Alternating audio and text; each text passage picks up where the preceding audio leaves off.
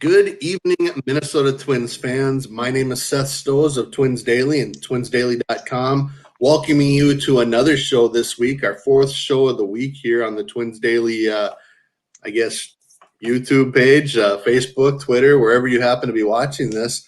We've had two previous Twins spotlights with Twins right-handed pitching prospects, both Benjamin Gross and Reggie Grace. Last night we had another fun episode of Twins Jeopardy. So if you haven't seen those, go to any of the Twins Daily social media and check those out.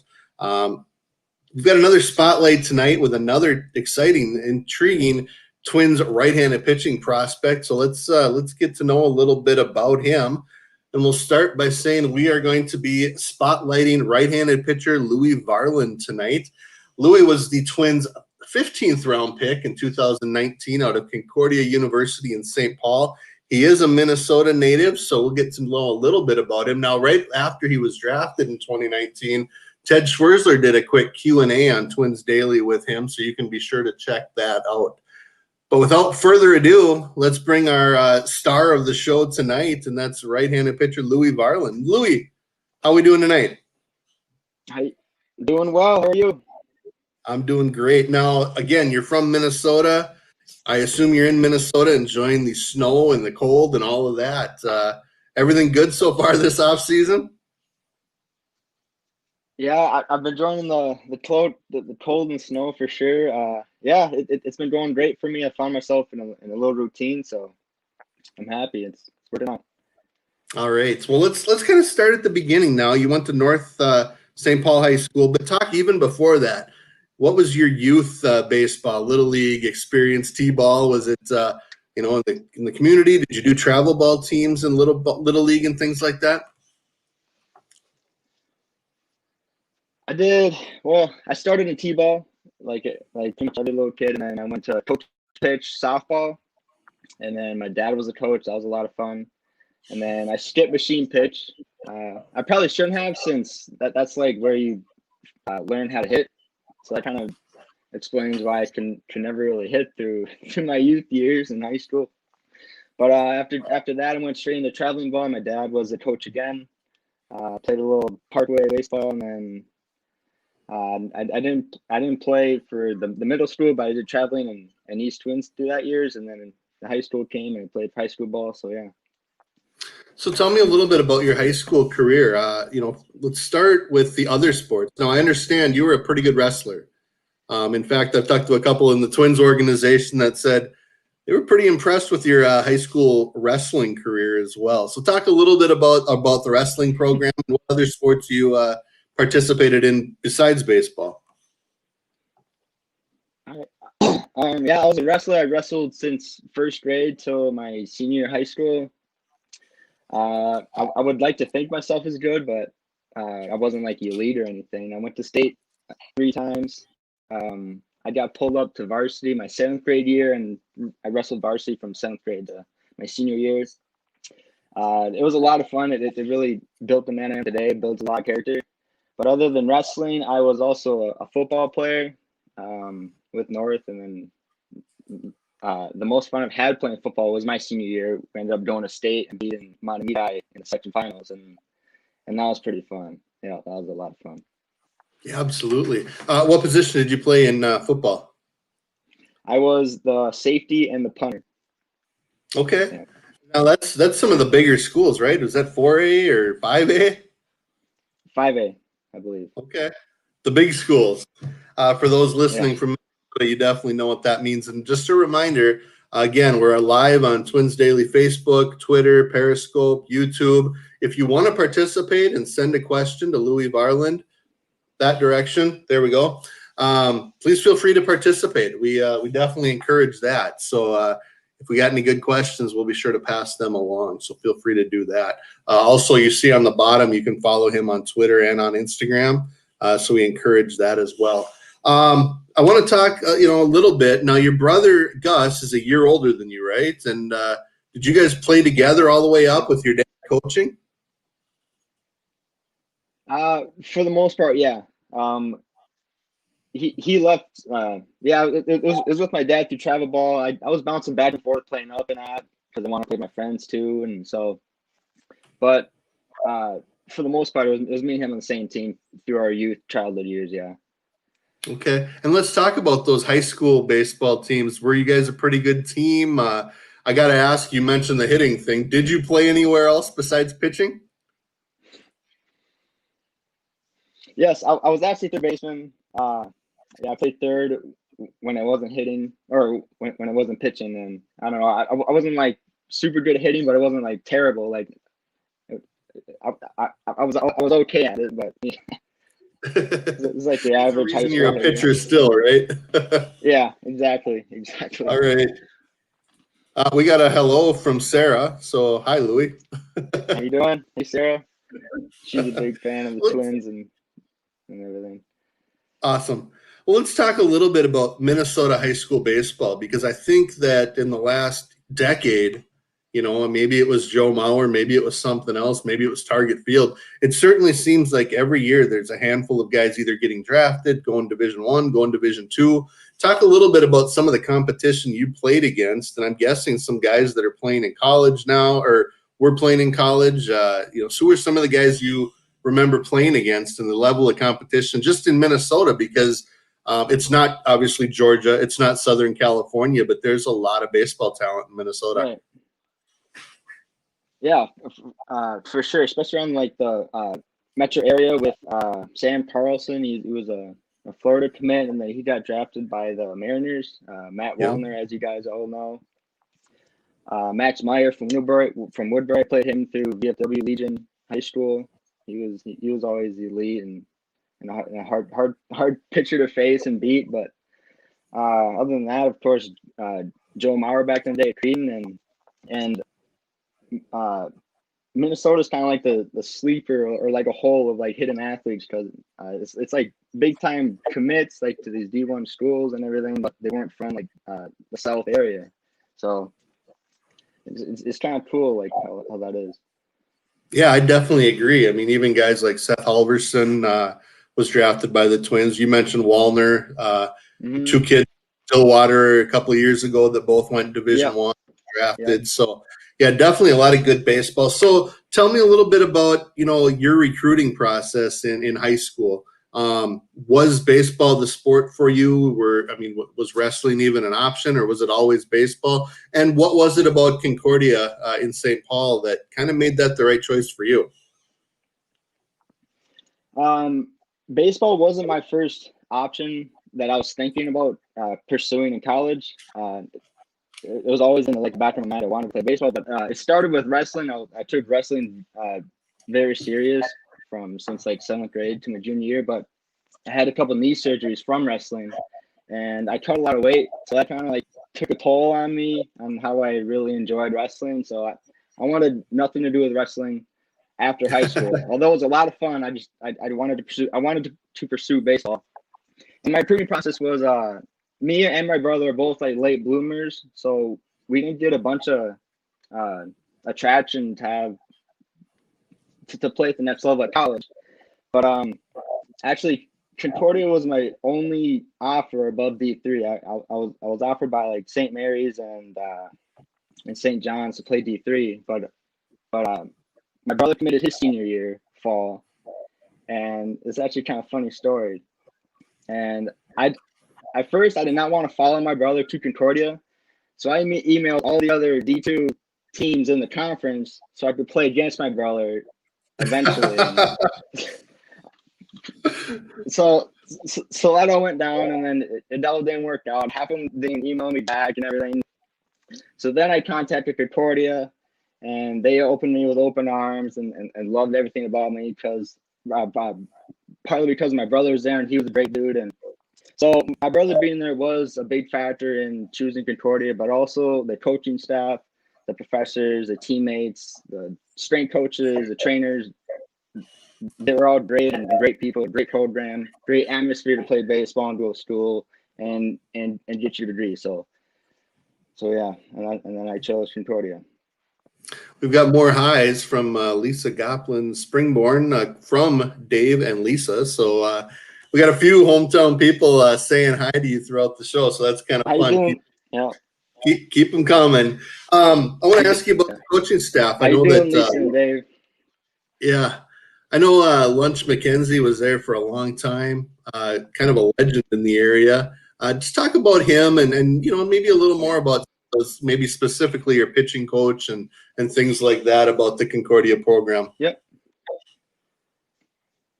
Yep. Well, I give a lot of credit to Coach McKenzie, Lunch, Neil Lerner, John Gobb, Marcus McKenzie, all those guys built me to the player and person I am today. Lunch is the GOAT, the greatest of all time, that we call him. And he's very wise in the game of baseball, and he's been on the block, of course, coaching all these different teams, USA, and he's pretty big time. So, but when he talked, you shut up and listen. It was kind of like that because he always had something good to say, and he always had something that you can take from and apply to yourself in the game. So when you talk, everybody listened, and that's kind of how it was. But a specific coach that really helped me was John Gobb. He kind of took me under his wing right when I got there, and me and him kind of relate in some aspects, and I just loved everything about him, and yeah, he taught me taught me how to pitch. I came in a thrower, but I didn't know how to really pitch, and he taught me how to pitch, and the rest is history. No, that's fantastic.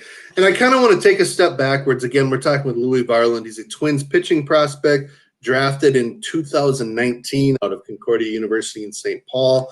But I want to go a step back. Growing up in St. Paul, did your family, did you have enough time with you and your brother? I'm guessing playing a ton of games. Did you get to Target Field? Did you get to Metrodome? What are some of your memories of your early Twins fandom and favorite players and all that kind of good stuff? Yep, we for sure made it out to some games, and of course with the Metrodome, like leaving the stadium and then that windy room, that was always pretty cool. But a specific moment, we were on the third base side where the pen was, and I don't know, like 10 years old or 12, whatever. And Juan Rincon was warming up, and my dad was next to me saying, like, encouraging me to ask for a ball, like a major league ball. So I went down to like the fence right above him. I was just heckling him like, "Hey, hand me ball, hand me ball, hand me ball." And eventually he looked up at me, pointed at me, and said, "All right." And then I was there, and then I shut up. And then after he warmed up, he flipped me the ball, and I still have it. So that was pretty cool. That's fantastic. Cool moment of memory. So yeah, absolutely. Those are the best stories. I love that. And for anyone listening, if you've been at a game and got a ball, it's quite an experience. I did when I was, I don't know, about 8 too. So good times. Target Field, have you played there? Did you play there at all in high school or into college at all? I never played there in high school or college. I pitched a bullpen on the mound for a pre-draft workout, but my mom works for WCCO, so sometimes she has game tickets that she gives me, and if I'm home, I go to the games, but I'm usually out playing ball somewhere. So I'm not usually home during the baseball season anymore. But yeah, right. I want to talk a little bit about the scouting aspect when you were in college. And again, you kind of saw your brother, I'm guessing, go through it a year earlier. I think he was drafted maybe in the 14th round. You were taken in the 15th round, which I'm guessing never comes up when you guys talk. But just a little bit about the scouting experience when you first started seeing scouts, when you first started talking to them, or if maybe your college coaches did a lot of that buffering for you. Well, mostly my exposure came in the Northwoods.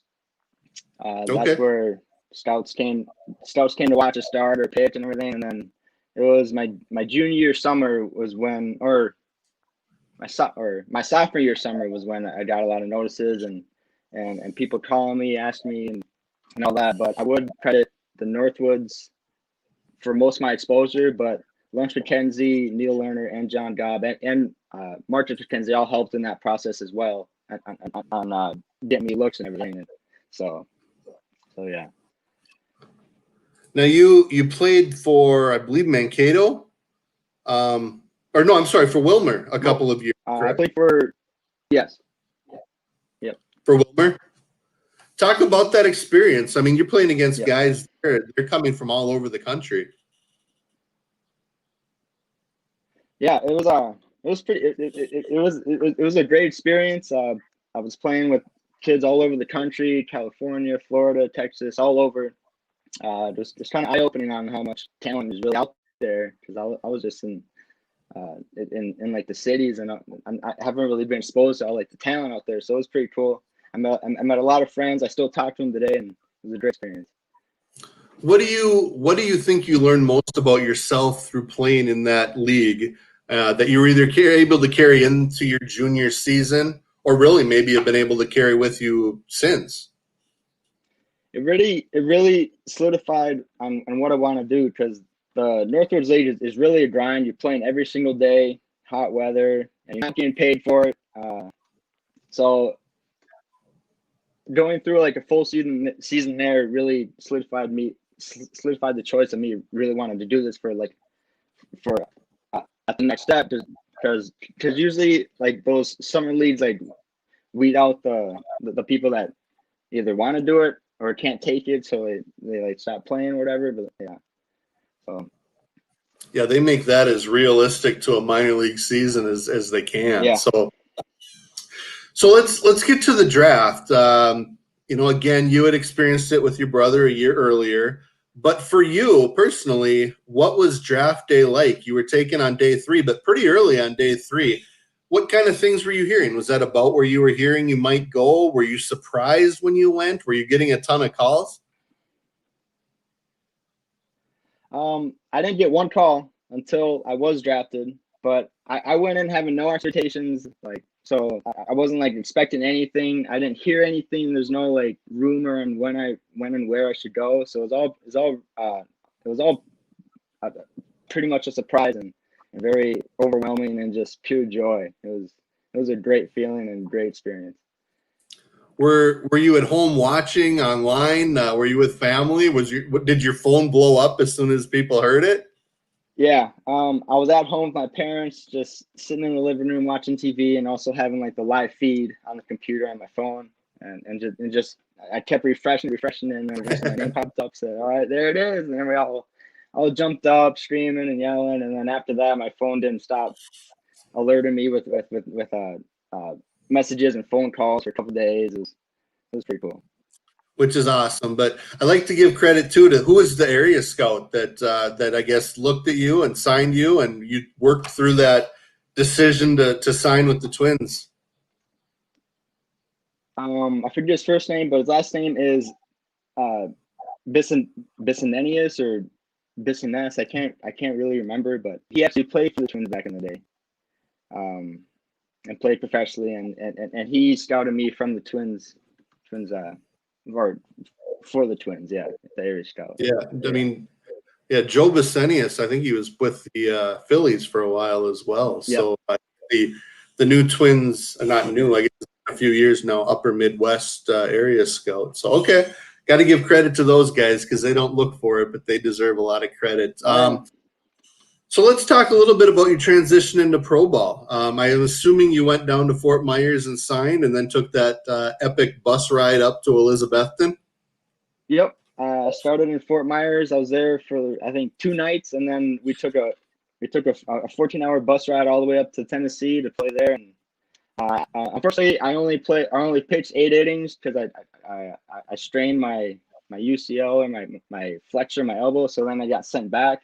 But besides that, it was awesome. It was fun playing at Tennessee. I'm kind of disappointed it's not a team anymore, but that's how she goes.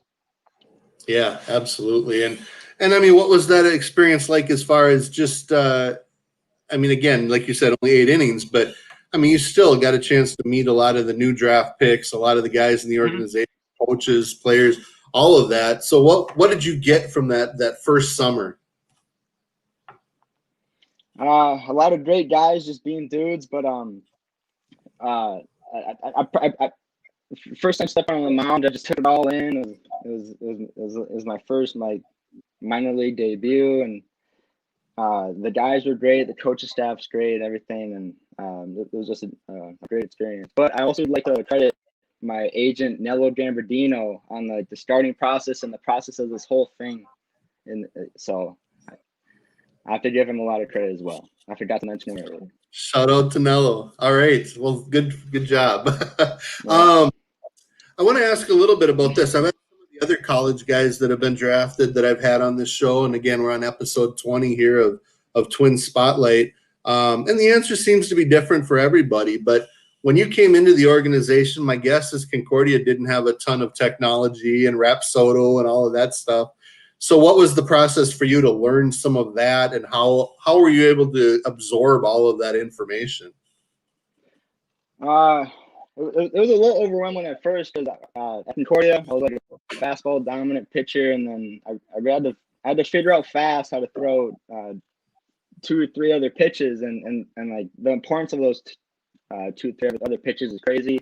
And the minor league hitters don't really hit and miss or swing and miss, so it was a huge difference from going from like the D2 level to facing the minor league players as well. So yeah. Well, absolutely. Kind of want to continue on that thought. Let's go back to basic here. What pitches do you throw? You mentioned you were fastball heavy in college, but what have you added since then? And what are the kind of the key pitches for you to develop as you go forward here? I throw a fastball, a slider, a changeup, and I'm working on a cutter. But my main goal to develop as of now, or my next step, is throwing those 3-4 pitches all for strikes when I want to, basically, and that's kind of like the next level I'm trying to take. All right. Again, one more reminder. That's Louie Varland, right-handed pitcher in the Twins organization from Concordia-St. Paul.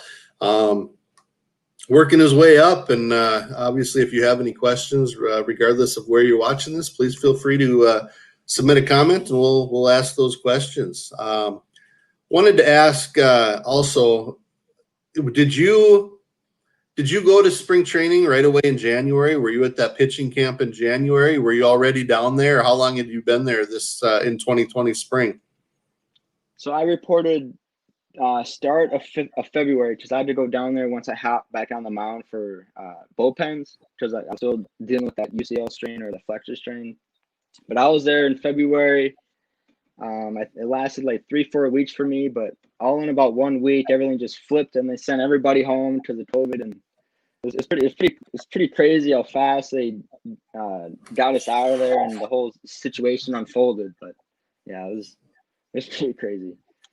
Yeah, well, absolutely. I was there mid or late February. It was a week before you guys had actually officially started camp. So I saw a lot of guys throw bullpens, and I saw some batting practice, things like that. And yeah, it was a little scary heading back to Minnesota. But you did head back to Minnesota right away. And here's a question. And speaking of names of Minnesotans who have been drafted and obviously doing well in pro ball right now, I don't know if this is any relation, but Sally Henkes asks, Louie, where did you train during the lockdown? And maybe this is someone who knows the answer or something. Yeah. Oh yeah. This is Sally Henches is my girlfriend's mom, and me and her family bought a spot rack and put it in their garage, and we called it the girlfriend's the girlfriend's gym. So that was the place where I worked out during the summer when everything's on lockdown, and I drove to their house and worked out in their garage with the squat rack we bought and everything. Yeah. All right. That's some potentially future in-law comedy right there. And that's some ingenuity, though. I think that's the one of the points is you really probably had to get creative, because especially in Minnesota, there was a lot. Just you couldn't get to the gym. I'm guessing even just finding a catcher wasn't necessarily easy. What was a typical week for you? Nate Hammis caught on my pens. Luckily, he was in the area. He was a former CSP Golden Pair. Also played at St. Cloud, and he also played for the Saints, the St. Paul Saints. So being in contact with him, having him drive out and catch my pens has been a huge help. But the week schedule for me this past summer was I'd throw a bullpen on Monday and a live session on Friday, and I'd work out in Sally's garage, Sally and Mark's garage, and I'd throw every day at my high school field with my buddy Zach Lazan, and it was just like doing what you had to do to stay in shape, stay ready, stay developing as a pitcher. Although it was kind of tricky and hard since you're not like in contact with the Twins, like face to face. It was all via phone, email, and all that, and text messages. So, but you had to do what you had to do. It's how she goes.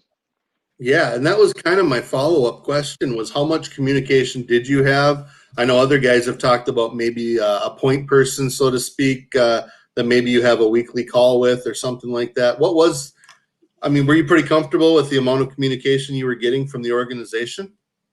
Yes, I was. I was in contact with my trainer, my strength coach, and also my pitching coach, Richard. And it was like weekly calls, just checking in how my week went. Do I have any questions? They have stuff for me, and we talk about it and we work things through and how to develop as a pitcher still, and what exactly I should be working on, and this and that. So it was helpful. Well, first of all, let me also follow up. How is your arm? I mean, do you feel you're close to 100%, or have you been to Fort Myers at all since then to even have people check it out for you? Well, I was down there, and then at spring training, and then they had eyes on me from my bullpens, and then eventually they cleared me 100%. So I've been 100% since like March. So okay, it feels great. Okay. I'm throwing pens now. I'm throwing every day, lifting. Yeah, it's 100% ready to go. Yeah. Okay. So at this point, where are you at? I mean, are you starting to? You mentioned throwing bullpens, but are you kind of in? News just came out this week that minor league camp is probably not going to start until like April instead of February. Does that change your plan of attack, I guess, for your remainder of your off season leading up to spring training at all? A little bit.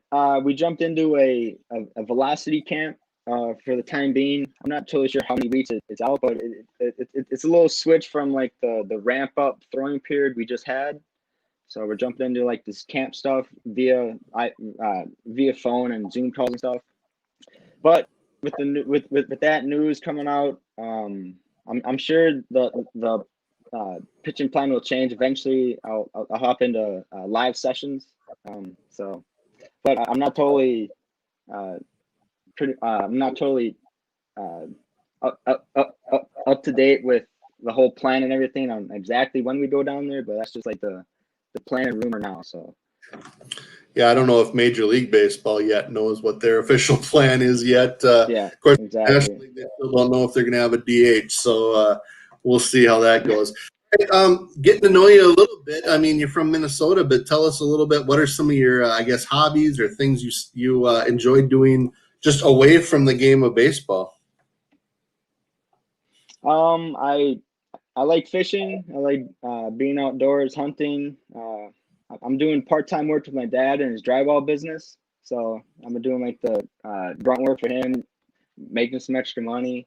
I'm actually coaching at Take the Field. It's my old high school coach's new facility. So we're doing like private lessons. Cole Hutchins is his name, and it's Take the Field right in downtown Nursing Paul. So I've been doing some coaching high school kids and youth. So that's been pretty fun. But I've been out ice fishing a couple times. Haven't had much luck, but I'm trying to figure it out. So it's been fun for me. And hanging out in your girlfriend's parents' garage working out, right? Yeah, exactly.